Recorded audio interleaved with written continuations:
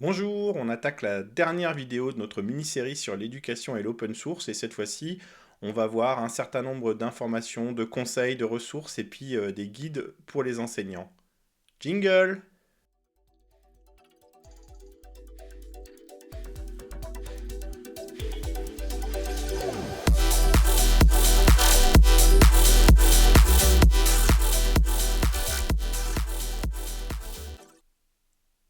Alors, effectivement, notre objectif, ça va être de parcourir un petit peu tout ce qu'on peut mettre à disposition en termes de moyens, de ressources, ce que l'État met à disposition en termes de moyens et de ressources, et puis d'essayer de définir un petit peu des petits guides pour lancer des projets pédagogiques dans une école ou dans un lycée ou dans l'enseignement supérieur en utilisant l'open source.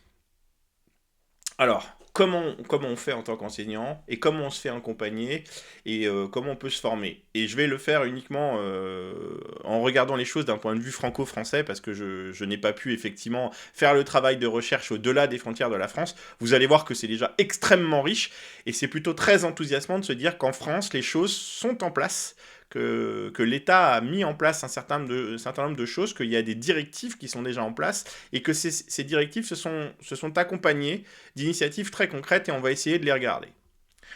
C'est pas forcément par contre toujours extrêmement simple. Donc dans l'établissement, il y a un référent aux usages du numérique qu'on appelle le RUPN. Alors vous allez voir qu'il y a beaucoup d'acronymes et on va en expliquer la majorité. Donc au collège et au lycée, et puis après le RUN pardon, au premier degré.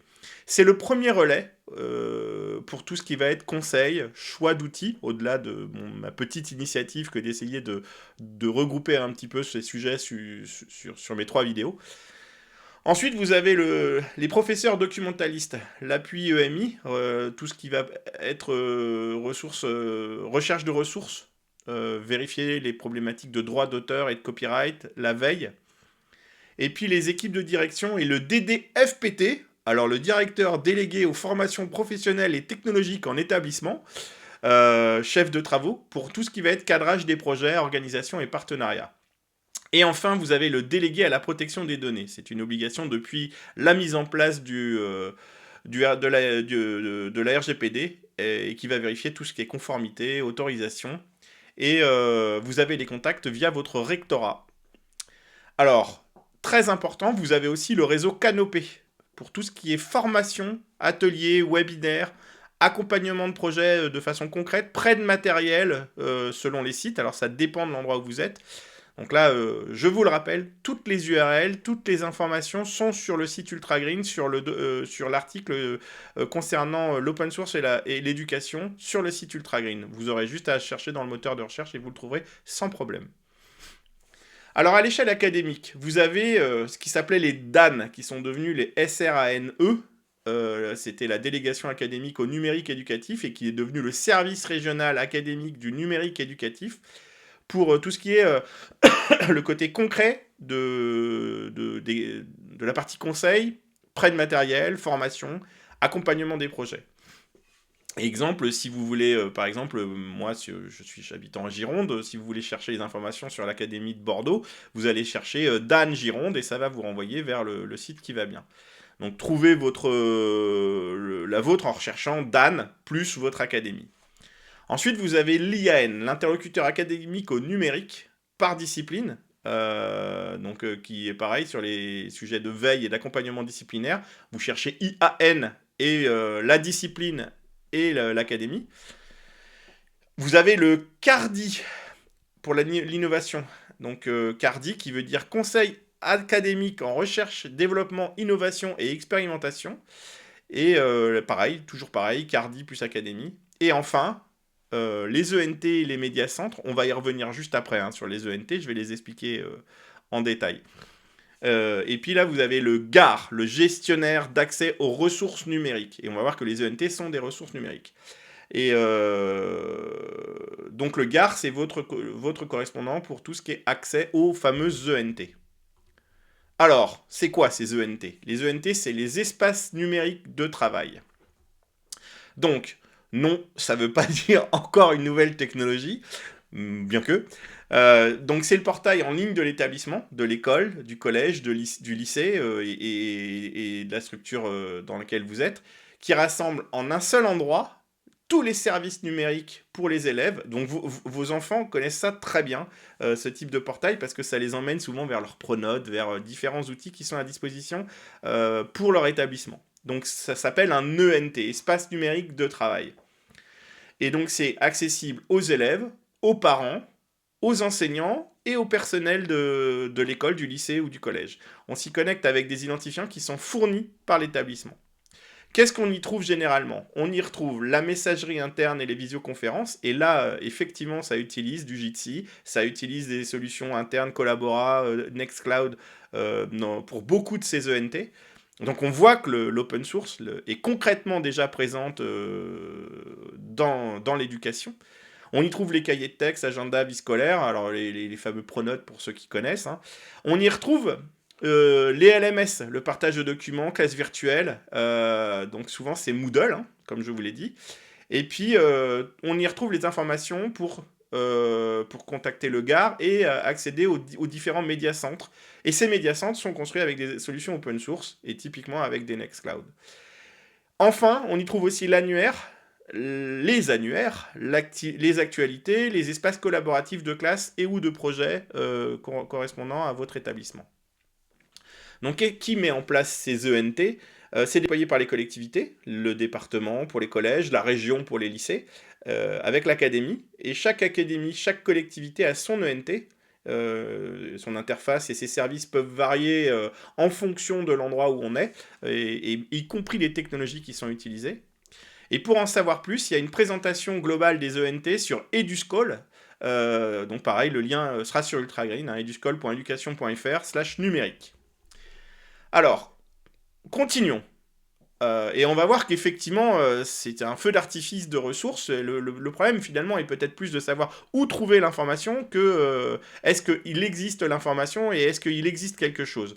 Alors, dans les éléments clés, hein, mais encore une fois, je vous renvoie sur le site Ultragreen, où vous les aurez de façon beaucoup plus accessible. Vous avez Eduscol, on vient d'en parler, Edubase, hein, pour tout ce qui est scénario pédagogique indexé par discipline et par niveau. Magistère, pour toute la formation continue et tout le cadre de formation des enseignants et des accompagnants pour les sujets techniques et technologiques. Vous avez le FunMOOC, France Université Numérique, et le MOOC pour enseignants. PIX, alors ça c'est pareil, vos enfants connaissent ça très très bien, l'évaluation et l'entraînement à l'acquisition des compétences numériques. Donc pix.fr. Vous avez Lumni Enseignement qui est une source d'information très bonne aussi. La Digitale, c'est toute la suite d'outils libres. Alors là, on est vraiment dans le concret de l'open source, là pour le coup. La Digitale, la suite d'outils libres et RGPD friendly pour l'éducation. Digipad, Digiview, Digiscreen. Donc la digitale.dev. Et puis le catalogue complet des solutions va se trouver sur apps.education.fr. Et là, c'est service libre ministériel. On a toutes les prescriptions en termes d'outils. C'est une très bonne source d'information pour le coup. Enfin, on a Tribu, qui est l'espace collaboratif pour les groupes de travail et puis les dépôts de documents. Alors oui, c'est un feu d'artifice de ressources. Il y a énormément de choses et énormément de matière sur ces sites. Je vous encourage à aller les consulter. Enfin, il y a les dispositifs et les communautés. Donc, il y a le TRAM, Travaux académiques mutualisés, pour les projets collaboratifs interacadémiques. Donc, vous recherchez TRAM et Eduscol. Les listes et les communautés académiques, disciplinaires, pour tout ce qui est NSI, SNT, ProfDoc. On y reviendra hein, sur la partie NSI, SNT. Et puis, parfois hébergé sur une tribu ou sur un espace numérique de travail. Alors, les services libres utiles. Une sélection. On va essayer quand même d'en donner une sélection. Le référentiel officiel SIL, j'en ai parlé dans ma première vidéo, le socle interministériel des logiciels libres. Donc on le trouve sur l'URL sil.etalab.gouv.fr. C'est le catalogue des logiciels libres recommandés en administration et dans l'éducation. Les services libres Education Ready, donc app.education.fr. Donc c'est pas que des logiciels déployables, ça peut être des services en software as a service. Pad, visio, stockage, app.education.fr, Framasoft, les outils et culture du libre, donc framasoft.org. Je vous encourage à passer beaucoup de temps sur ce site. Hébergement et diffusion. Donc après, effectivement, alors moi je le fais pas. J'ai mes vidéos sur YouTube parce que à un moment il est obligé. J'aimerais en arriver à la cible, à les mettre mes vidéos sur PeerTube. Ça sera mon objectif de toute façon. Mais avant la démocratisation, malheureusement, il faut utiliser certains canaux de démocratisation. Et donc effectivement, par contre, dans l'éducation nationale, on a l'obligation de mettre ces vidéos sur PeerTube, que j'ai présenté quand on a vu le fait divers et quand on a parlé des réseaux sociaux. Je vous encourage à aller voir la vidéo. Castopod, l'hébergement de Postcad, Funkwall, tout ça, c'est des choses qui font partie de ce qu'on appelle le fait divers. Encore une fois, allez voir ma vidéo. Hein. Et puis, effectivement, la partie Moodle pour tout ce qui est dans le cadre de l'enseignement directement. Alors, pour le développement, le code et les datas, on a vu Scratch, Snap, on en a déjà parlé. Gdevelop, que j'avais pas évoqué, gdevelop.io, Godot Engine, Ren'Py, Tony, Jupyter, Tiled, Piskel, LibreSprite, tout ça, ce sont des ressources de données ou d'éléments de conception, de création qu'on peut utiliser pour fabriquer quelque chose quand on fait un projet logiciel du type jeu vidéo, par exemple. Essayer de développer un jeu vidéo avec sa classe. Allez consulter ça sur le site. Hein. Alors, lancer un projet technologique en classe, je vais essayer de vous donner, moi, mon petit chemin, mon petit parcours conseillé. Et ça vaut ce que ça vaut. Premièrement, cadrer les objectifs. Donc, être sûr que vous êtes en alignement avec les programmes et les compétences SNT, NSI, EMI, langue, art, c'est-à-dire que vous êtes en adéquation avec le programme. Donc, produits attendus, définir aussi les produits attendus, les critères d'évaluation, comment vous allez choisir ce que vous voulez utiliser, mettre en œuvre, d'un point de vue technique, créatif, documentation, Il y a un travail de préparation pour définir si je suis bien aligné avec mon projet pédagogique et mon programme, si je suis bien aligné, si j'ai fait les bons choix d'outils et les bonnes technologies par rapport à ce que je veux réaliser. Et puis après, il faut effectivement définir les différents rôles, les différentes responsabilités que vous allez devoir fixer à certains élèves, à certains acteurs dans le groupe sur lequel vous voulez mettre en place votre projet pédagogique, dev, design, son, documentation, en fonction du projet, ça peut varier. Donc effectivement, je reviens, SNT ça veut dire sciences numériques et technologies, donc c'est plutôt pour les secondes. Hein. Et puis ensuite, après, quand vos élèves s'approchent du bac, ils vont devoir choisir des spécialités et puis consolider deux de ces spécialités, en première puis en terminale.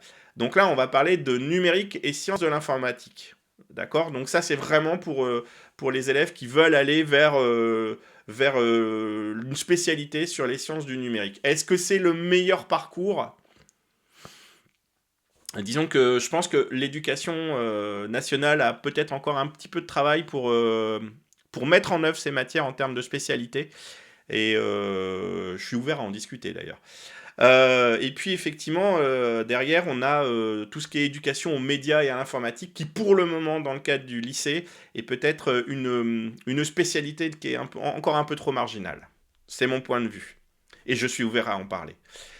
Alors, extrêmement important, cadrer le cadre juridique et respecter la réglementation générale sur la protection des données personnelles. Ce serait dommage de rater un projet simplement parce qu'on n'a pas pris le temps de cadrer ce qu'il fallait pour que on puisse délivrer de la matière et que ça soit en respect de toutes les réglementations. Donc, utilisez en priorité les outils qui sont validés par votre académie et présents sur votre espace numérique de travail. Essayez aussi, si jamais l'outil n'est pas présent, d'être dans l'interaction et d'essayer de faire avancer globalement le sujet. Allez voir sur app.education.fr. Donc vous devez de toute façon consulter votre DPD académique pour s'assurer que ce que vous faites est bien en respect des règles d'un point de vue données personnelles, droit à l'image, à la voix des élèves et des parents, autorisation écrite, et là c'est indispensable, on doit travailler avec des autorisations écrites, référencement de toutes ces informations auprès de la CNIL, sélectionnez correctement les licences que vous allez vous utiliser pour diffuser et essayez de privilégier au maximum la Creative Commons puisque c'est ce que dit l'éducation nationale. Éviter la création de comptes élèves sur des plateformes qui ne sont pas validées d'un point de vue RGPD, c'est extrêmement important. En gros, éviter toutes les situations d'échec. Et ça, pour ça, moi, je vous donne un chemin global. Allez vraiment chercher l'information au plus près dans votre, sur les sources académiques, sur les sources globales de l'éducation nationale. Ensuite, effectivement, c'est de l'organisation et des moyens. Il y a l'intérêt de l'open source, et c'est aussi pour ça que je fais cette vidéo. Elle permet l'utilisation de matériel elle ne demande pas une débauche d'énergie. Donc on peut travailler avec un matériel minimal et commencer à utiliser tous ces logiciels. Oui, ils sont moins riches, et on en a parlé. Moi, par exemple, pour mes vidéos, j'utilise un logiciel qui est plus riche, mais qui n'est pas open source. Oui, le logiciel est moins riche, mais par contre, il nécessite très peu de ressources, et du coup, il va permettre très rapidement, et dans de nombreux cas, et pas que dans l'éducation, de mettre en ligne quelque chose sans avoir des moyens gigantesques nécessaires pour pouvoir le réaliser. La qualité sera peut-être pas au maximum, mais le résultat sera produit. Donc un matériel viable, ordinateur modeste si on veut faire des projets d'informatique ou de jeux vidéo, casque micro USB, smartphone, tablette pour faire de la captation si on commence à vouloir faire du format podcast, du format vidéo. Créer des plannings. Donc effectivement, il faut planifier tout ça dans le temps. Il va y avoir des phases de prototypage, des phases de production, de post-production, de publication. Et puis le temps du bilan sur le projet qu'il ne faudra pas négliger. Et puis, utiliser les outils. On a vu, hein, y a plein d'outils de gestion de projet, depuis Redmine jusqu'à des outils de Kanban et ainsi de suite, Open Project. Utiliser un cloud, et là, pour le coup, vous avez sur vos ENT ce genre de choses pour stocker les choses. Gérer, par exemple, aussi avec Nextcloud Task, potentiellement. Bien matérialiser les rôles de chacun sur cette gestion de projet. Et c'est excellent. Alors peut-être pas sur les petites classes, mais dès que vous allez gérer ce type de projet à un niveau pédagogique, c'est-à-dire presque jusqu'au supérieur, là, faites de la gestion de projet. Profitez du projet pour faire de la gestion de projet. Ensuite, il va falloir effectivement faire de l'évaluation et des traces. Donc un journal de bord, d'équipe, des dépôts de sources, évidemment, les bonnes pratiques.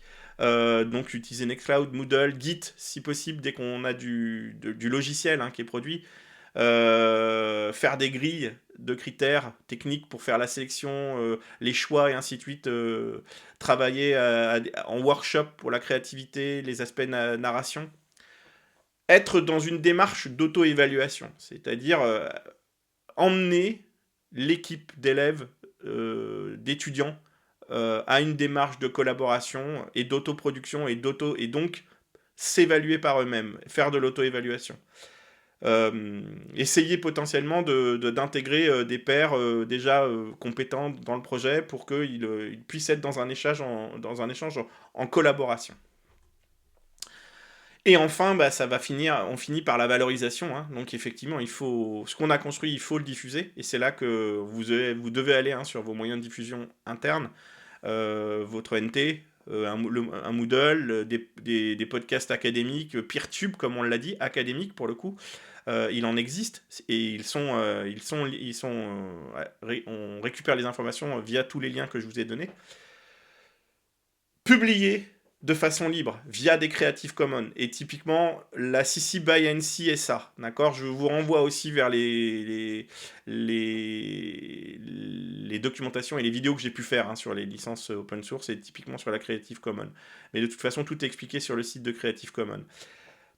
Participer à des événements, c'est encore mieux si le travail qui est fait par les élèves est valorisé par un événement ouvert, une journée porte ouverte, un forum, et puis il y a d'autres initiatives de partage. Alors, on va faire un mode d'emploi rapide selon les types de projets. Et encore une fois, c'est des chemins que moi je propose. C'est pas, prenez pas ça pour argent comptant. Si par exemple on parle de vouloir faire un développement de jeux vidéo, pour débuter cycle 3e, 4e ou seconde avec Scratch ou GDevelop, je vous l'ai déjà montré. Donc en début, découvrir le moteur, donc vraiment faire un travail collectif en commun pour découvrir ce qu'on peut faire avec, faire avec eux un prototype minimal jouable. Alors potentiellement, vous pouvez en fabriquer un ou en trouver un déjà fait que vous allez expliquer. Et puis après, refaire une phase de deuxième prototypage en autonomie. Et puis après, faire du beau. Faire en sorte qu'ils aient envie de montrer leur travail, donc récupérer des graphismes ou faire des graphismes, donc en récupérer sur Pixel, récupérer des sons, alors ça les sons c'est plus difficile, donc mieux vaut récupérer sur freesound.org par exemple, et puis sinon en faire avec Audacity, capturer des sons et puis les travailler avec Audacity. Euh, Ensuite, ça va être de travailler à la jouabilité de la solution, donc calibrer les niveaux, faire l'équilibrage global du jeu, tester. Alors oui, en plus c'est une phase ludique pour les élèves, donc quelque part, bah, il n'y aura pas de difficulté à franchir cette étape. Et puis enfin, c'est tout ce qui va être le packaging global de la solution, l'emballage, la création des interfaces, du design global, et la publication, le mettre en place sur une page spécifique sur le NT, faire des exports pour que ce soit utilisable directement depuis un navigateur. Et puis après, pour aller plus loin, pour les lycées, en NSI, en option, là, on peut aller sur l'utilisation de Godot, la prise en main, faire des scènes, des nœuds en GDScript. Il y a énormément de tutoriels, il y a des dépôts Git avec beaucoup, beaucoup de projets de démonstration qui vous permettent potentiellement d'avoir de l'inspiration. Maintenant, on va regarder un projet vidéo. Faire un reportage, un tuto, un court métrage. Donc là, bah, les enfants ont tous un smartphone. Alors peut-être qu'au lycée, ça devient... ça a l'air d'être un peu compromis. Je pense qu'on se trompe de combat, hein. Je pense que la suppression du téléphone est pas la bonne solution, hein. On ne doit pas régler les problèmes par l'interdiction, mais par l'intelligence. Et je comprends très bien hein, les établissements hein, qui passent un temps monstrueux à canaliser l'usage du mobile. Au collège, c'est très bien. Le mobile n'a absolument rien à faire au collège. Par contre, au lycée, déjà, la population d'un lycée, elle va de personnes majeures jusqu'à des personnes majeures. Et là, je vois pas bien comment c'est applicable. Enfin voilà, je vous ai donné mon avis sur ce sujet. Quoi qu'il arrive, de toute façon, c'est quand même dommage de se dire qu'on a créé des solutions technologiques très intégrées et qu'on se refuse de les utiliser simplement parce qu'on refuse de les traiter par l'intelligence. Et il faut la traiter par l'intelligence et pas par l'interdiction. Alors après, du coup, une fois qu'on a fait cette capture, stabilisation, l'avantage des smartphones, c'est qu'effectivement, ils sont stabilisés, ils contrôlent la lumière de façon très efficace, que ce soit sur des prises de vue de nuit comme de jour, ça va être très facile. On peut effectivement brancher des équipements de capture du son beaucoup plus performantes et les micro-cravates. Alors si vous avez regardé les shorts que j'ai fait sur, par exemple, ma série sur l'apprentissage de Ruby, bah, il va falloir que je m'équipe moi aussi, hein, parce que le vent, bah, il a gâché une grosse partie des prises et j'ai été très feignant, je les ai pas refaites. Donc pareil, une fois qu'on a fini la capture, il va falloir faire le montage et là on a beaucoup de solutions open source. Après potentiellement il y a des outils gratuits qui sont utilisables et voilà, il ne faut pas être un ayatollah non plus, hein. Le but du jeu c'est encore une fois mon problématique est une problème de bien commun et d'inclusivité et bah, si les choses sont gratuites, elles restent inclusives de mon point de vue. Donc KDEN Live, Shortcut, excusez-moi pour la typo, OpenShot, qui vont vous permettre de faire tout ce qui est titrage, sous-titres, gestion globale du montage de la solution. Et puis après, vous avez des sources de musique libre. Jamendo CC, Free Music Archive, vous en avez d'autres. Encore une fois, je cherche pas à être exhaustif. En tout cas, l'objectif va être d'aller poser tout ça sur un pod, sur un PeerTube, sur votre NT. Et donc là, faites du MP4, encodé en H264, faites vos sous-titres au format SRT pour que les choses puissent être le plus universelles possible et pouvoir être mis en œuvre rapidement sur votre NT. Un projet de podcast, bah, c'est un petit peu plus simple. Là, pour le coup, c'est des formats courts, 3-6 minutes, écriture, structure, accroche, rubrique. Donc là, il faut travailler en décloisonné, à mon avis, avec différents enseignants, les équipes, le prof de français, le prof de techno, le prof d'art ou d'art plastique, et peut-être même potentiellement le prof de musique. Il y a des choses qui peuvent être réalisées en décloisonnement, pour le coup. Et puis là, on a aussi de l'open source. Donc l'enregistrement avec Audacity, qui est quand même là pour le coup extrêmement puissant. Vous avez besoin d'un micro USB, effectivement. Il va y avoir tout ce qui doit être fait au terme de normalisation, réduction du bruit, jingle. Donc là, c'est pareil. Faites-vous accompagner. Et puis, hébergement sur votre NT, Castapod, et puis potentiellement de la publication sur des flux RSS si nécessaire. Et enfin, un domaine que finalement je commence à mieux connaître, hein, la partie chaîne YouTube ou alternative. Donc là, pour le coup, préférez si possible un pod académique sur Peertube pour la conformité RGPD. Beaucoup d'académies disposent d'un pod Peertube pour faire ce genre de choses. Si YouTube est retenu, parce que c'est de la communication externe, et encore une fois, il y a une question d'audience hein, qui est quand même à prendre en compte.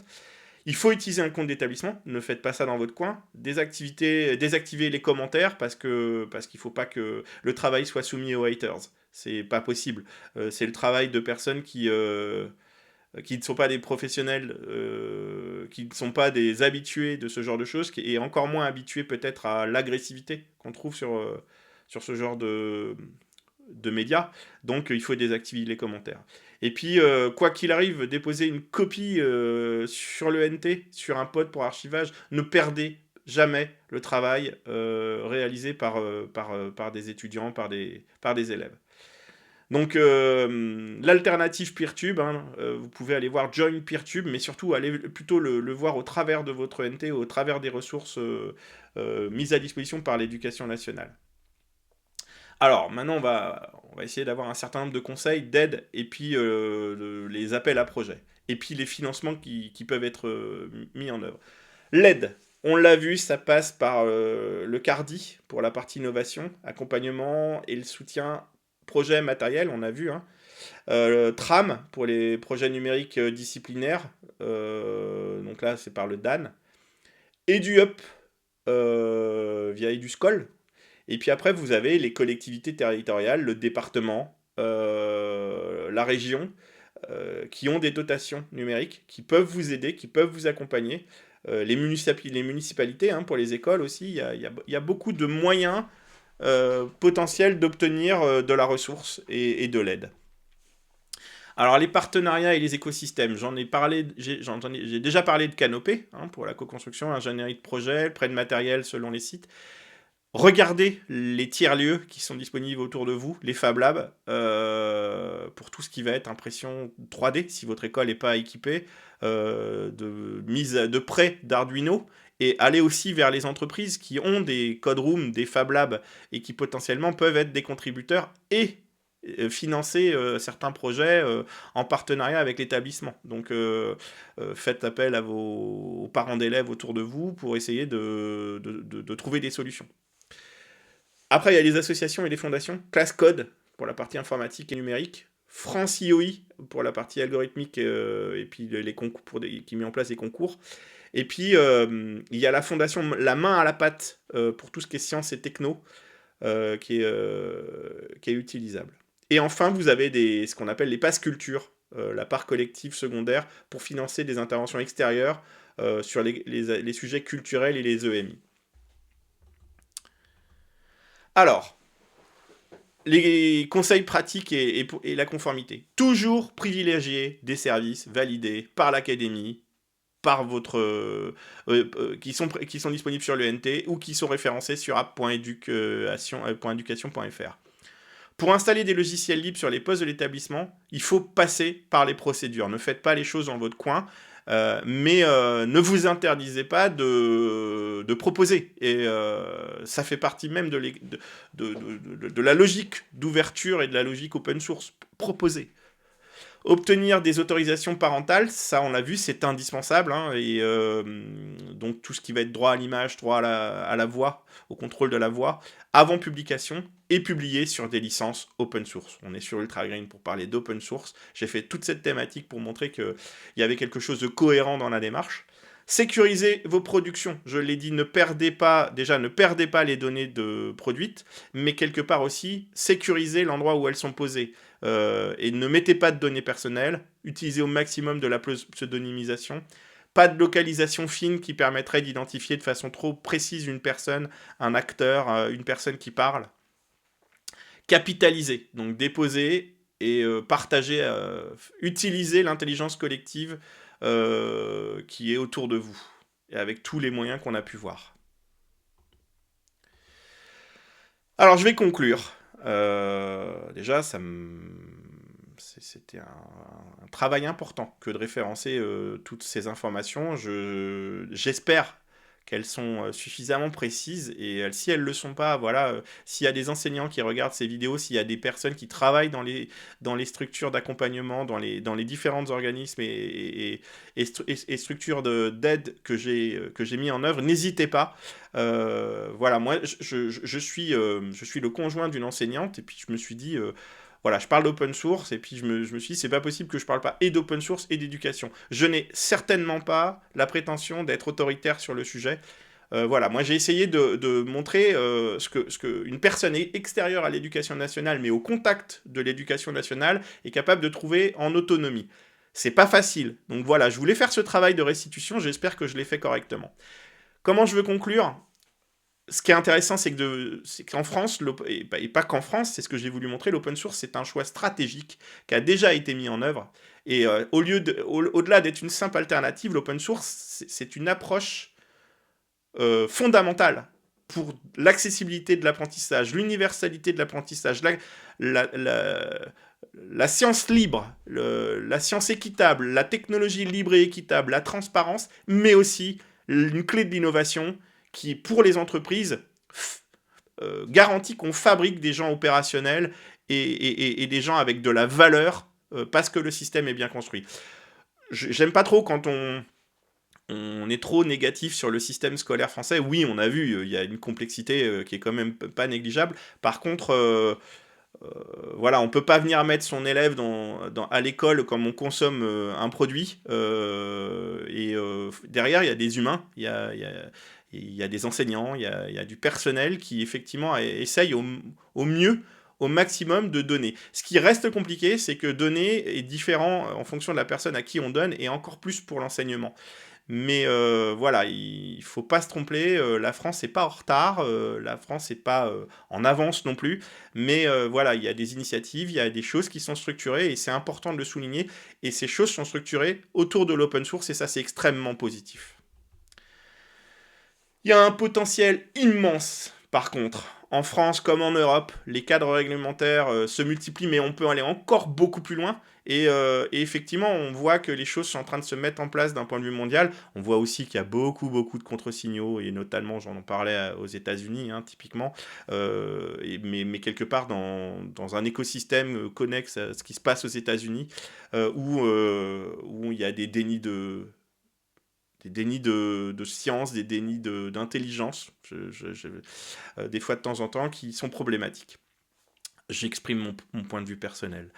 Mais l'open source, c'est un levier puissant pour atteindre les objectifs de développement durable. Je vais faire une vidéo dédiée sur le sujet, et notamment en matière d'éducation de qualité, qui est un des ODD, et on reviendra dessus. Et j'en ai déjà parlé.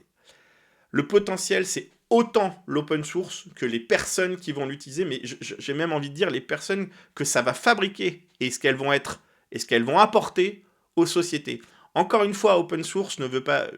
Il y a le libre, il y a l'open source, et l'open source, c'est pas la négation de l'entreprise, du business. On peut, et clairement les GAFAM l'ont même démontré, on peut faire du business avec de l'open source, on doit faire du business avec de l'open source. Et enfin, voilà, moi ce que j'espère, c'est qu'on y aille vers un avenir numérique ouvert. Alors c'est pas simple, hein, l'intégration de l'open source à tous les niveaux de l'éducation, c'est peut-être la bonne méthode pour construire des citoyens qui vont avoir pour objectif de partager la ressource qui est la nôtre, c'est-à-dire notre planète, et le savoir et l'intelligence de notre planète. Et c'est essentiel de former des citoyens et des professionnels capables de comprendre, de maîtriser et de façonner le monde numérique de demain. Et les challenges sont absolument énormes, puisque là, on est à la porte de l'intelligence artificielle. Bien malin est celui qui sait ce que ça va apporter en positif ou en négatif. Ça apportera les deux, c'est certain. Reste à savoir de comment on fait pencher la balance et est-ce que c'est raisonnable de faire confiance qu'à des structures privées fermées pour être autoritaires sur ces sujets? Certainement pas. Donc c'est un investissement dans l'autonomie, dans la collaboration et l'innovation pour les générations futures. Et je parle beaucoup d'innovation parce qu'effectivement, l'open source, c'est une façon de produire et il faut pas, à mon avis, pas avoir peur de la technologie. Il faut simplement s'assurer qu'on la met pas, on met pas les clés de ces technologies et les clés de la science dans les mauvaises mains ou dans des mains qui n'ont pas pour objectif de la partager globalement, d'en faire un bien commun. Donc je vous remercie et cette fois-ci c'est la fin de cette mini-série. Donc comme je vous l'avais dit, hein, voilà, j'essaye d'étaler sur à partir du vendredi jusqu'au week-end et peut-être un peu plus loin si c'est nécessaire. J'espère que ce format vous convient mieux. En tout cas, moi ça me pose aucun problème de procéder ainsi. Et puis bah, je vous attends sur ultragreen.net et puis abonnez-vous à ma chaîne.